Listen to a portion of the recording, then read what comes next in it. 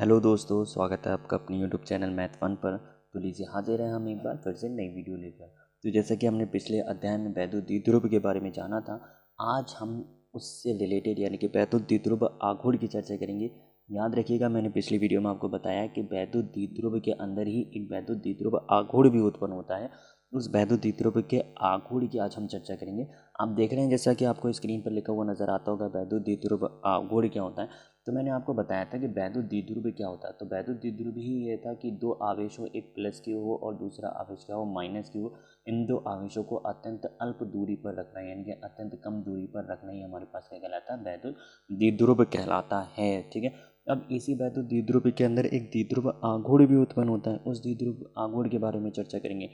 तो द्विध्रुव आघूर्ण क्या होता है, कह रहा है इन दो आवेशों में से किसी एक आवेश को ले लूँ और इन दो आवेशों में से किसी एक आवेश को मैंने क्यों लिया, ठीक है, तथा इन दो आवेशों के बीच की दूरी, और बीच की दूरी क्या है मेरे पास 2l के गुणनफल को ही, ठीक है, यानी कि इन दोनों में से कोई सा एक आवेश ले लिया और उस आवेश और उन दो आवेशों के बीच की दूरी के गुणनफल को ही हम वैद्युत द्विध्रुव आघूर्ण कहते हैं, जिसको हम P से प्रदर्शित करते हैं।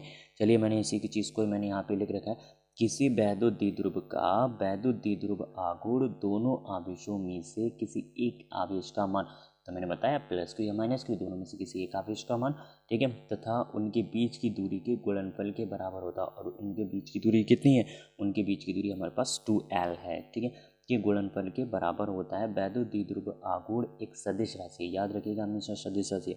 सदिश राशि कौन सी होती है, भौतिक राशि जिन्हें पूर्णतः व्यक्त करने के लिए परिमाण और दिशा दोनों की आवश्यकता होती है, सदिश राशियाँ कहलाती हैं। कह रहा है इसकी राशि द्विध्रुव की अक्ष के अनुदिश ऋणात्मक से धनात्मक की ओर होती है, और इसकी राशि जो है, ठीक है, वो द्विध्रुव की अक्ष के अनुदिश ऋणात्मक से क्या होती है, धनात्मक की होती है।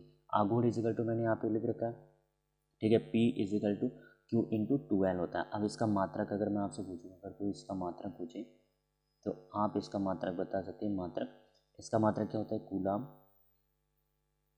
और इसका मात्रक क्या होता है, मीटर। तो याद रखिएगा इसका मात्रक क्या बना, वैद्युत द्विध्रुव आघूर्ण का मात्रक कूलम और मीटर बना। ठीक है, बहुत सिंपल सा फंडा था कि नहीं, दो आवेशों में से किसी एक आवेश को लेना है और उन दो आवेशों के बीच की दूरी के गुणनफल को ही हम वैद्युत द्विध्रुव आघूर्ण कहते हैं, जिसको हम P से प्रदर्शित करते हैं। ठीक है, और एक ये सदिश राशि है और इसका मात्रक जो होता है वो कूलम मीटर होता है। ठीक है, चलिए आशा करता हूँ कि आपको चीज़ें समझ में आई होंगी। मिलते हैं अपनी नेक्स्ट वीडियो में, इसी के साथ धन्यवाद।